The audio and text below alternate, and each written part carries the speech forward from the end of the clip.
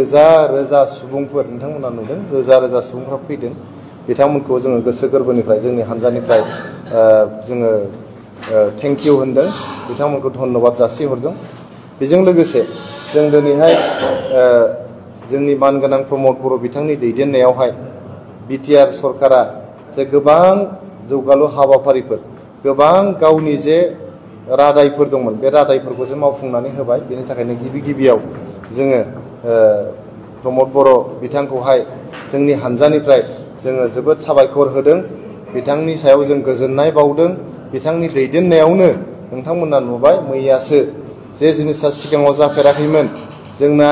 2006नि जे मोनसे हाग्रा आयेन फरेस्ट डुवेलार्स एक्ट 2006 नि आन्दाराव फ्राय 7500सो न'खरफोरनो जे हा राननायनि जे सुबिदा खालामनानै होदों बेनि थाखाय जों बिथांनो धन्यबाद होदों बिटिआरनि मोनफ्रोमबो सार्केलाव लेन्ड मेला हानि मेला खुंनानै बिथाङा 12500निबो बांसिन न'खरफोरनो जे हा राननानै होदों हानि मोनथायखौ होदों बेनि थाखायबो जों बिथांखौहाय गोजोननाय बावदों बिथांखौ धन्यबाद होदों बेजों लोगोसे बिथांनि दैदेननायावनो जोंनि आसाम सरकार बिजेपि इउपिपिएल आरो एजिपिनि जे आसाम सरकार बियो सनितपुर आरो बिश्वनाथ जिल्लायाव गासै 2500सो न'खरनो जोंनि 2006नि हाग्रा आयेननि गेजेरजों जे हानि मोनथायखौ होदों जोंनि बिश्वनाथ आरो सनितपुर जिल्लायाव जे जिनिसा जारिमिनाव जाफेराखैमोन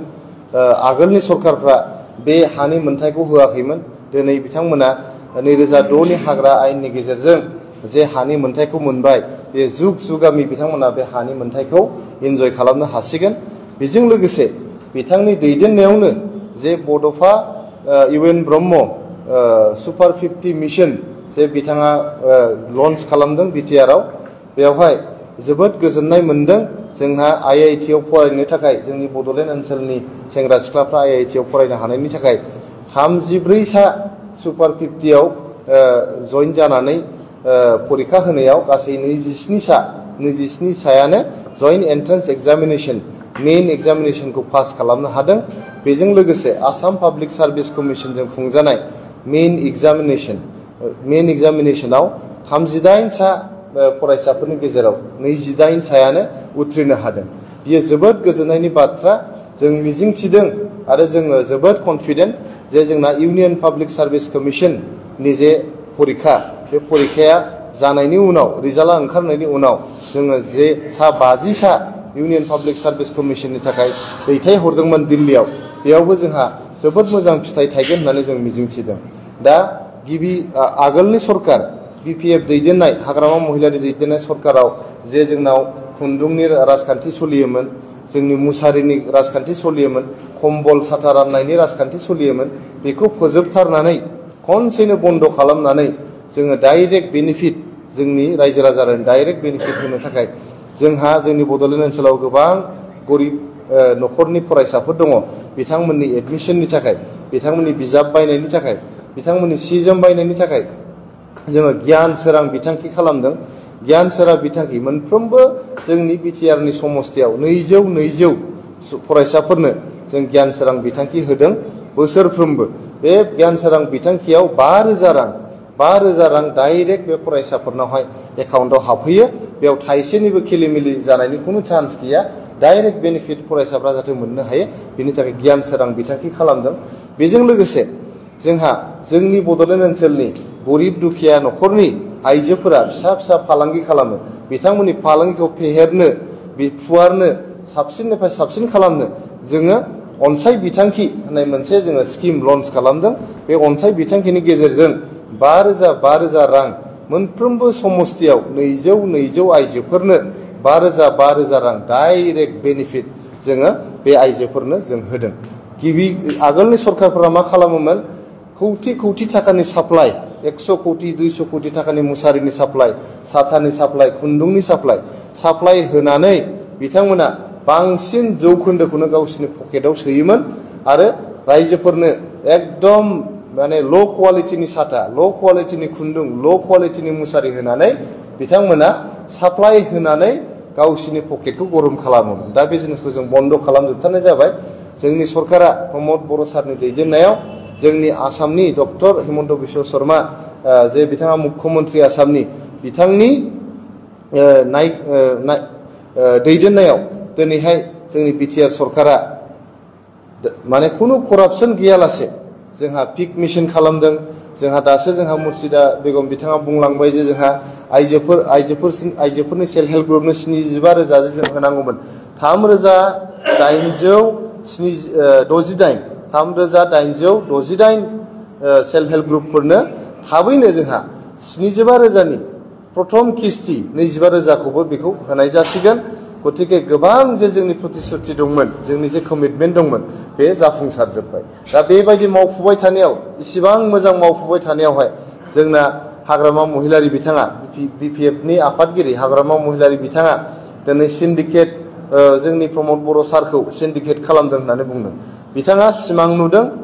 मानो होनोबा बिथाङा 2003 मायथाइनिफ्राय जेब्लासिम गुड्स एन्ड सार्भिसेस टेक्स GSTआ फैयाखैमोन 2017 सिम गावनो सिन्डिकेट खालामदों। रोजा रोजा कौटि रां बिथाङा लुथिदों। लुथिनानै क'क्राझारनिफ्राय गुवाहाटीसिम, क'क्राझारनिफ्राय सिलिगुरिसिम बिथाङा गावनि सम्पत्ति सोरजिदों। जोंनि क'क्राझारनि साखाथि फाखाथि बिथाङा बिल्डिं लुदों, हस्पिटाल बानायदों, हटेल बानायदों, रिजर्ट बानायदों, क्रेसार मेसिननि कम्पानि बानायदों, बिटुमिननि फेक्टरि बानायदों। गोबां बिथाङा सिन्डिकेटनि थाखाजों, सिन्डिकेटनि फैसाजों बिथाङा सम्पत्ति सोरजिनायखाय दिनैसिमबो बिथाङा सिमां मोगथां सिन्डिकेट बिथाङा बुंगासिनो दं। बिनि थाखायनो जोङो बिथांखौ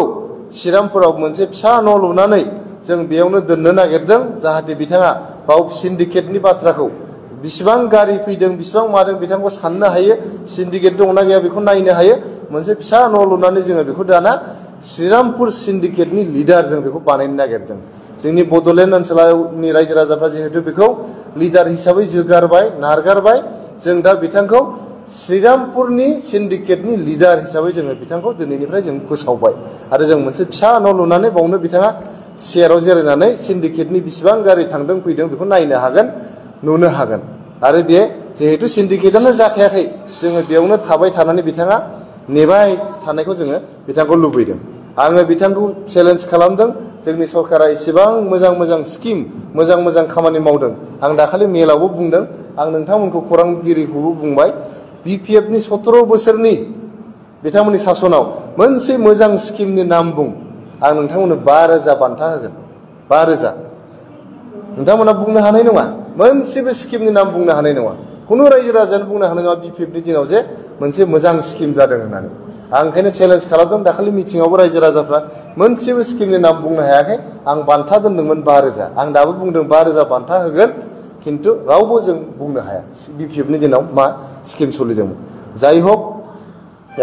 जोङो बिथांनि बेबायदि बेसलेस एलिगेसनखौ जोङो माने डिनाय खालामदों। जोंनि प्रमद बर' सारा जोबोद मोजाङै माने दैदेनगासिनो दं। सारा बड'लेण्ड ओनसोलाव सान्थिया फैफिनबाय, गोजोना फैबाय। जों दा खौसेथिजों जोङो रायजो जागासिनो दङ, आलो गोजोनै रायजो जागासिनो दं, आरो जों जौगानाय फारसे जोङो आगान सुरलांगासिनो दं। जोबथारनायाव फिन खनसेबाव जोंनि